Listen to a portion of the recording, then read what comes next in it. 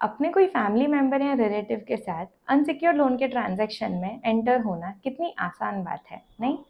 नमस्कार, आपका स्वागत है सिग्बिज टॉक्स के एक नए एपिसोड में।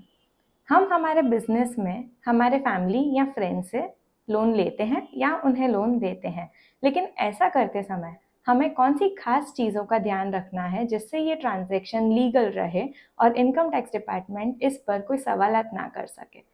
तो आइए जानते हैं ऐसी कौन सी बातें हैं जिसे लोन लेते समय खास ध्यान में रखना है।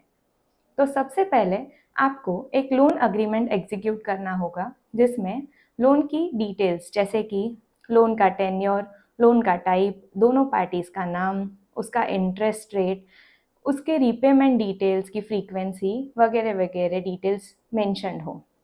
ये अग्रीमेंट हमारे लोन ट्रांजैक्शन को लेजिटिमेट बनाता है और दोनों पार्टीज के बीच एमओयू का काम करता है।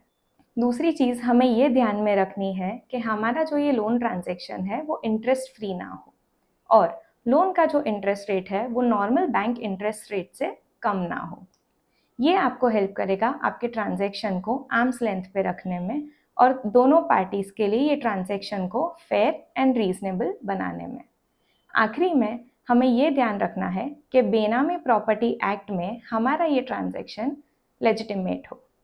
कोई भी लोन बिना प्रॉपर टर्म्स के या बिना इंटरेस्ट के लिया हो तो वो बेनामी प्रॉपर्टी एक्ट के तहत गवर्नमेंट जब्त कर सकता है।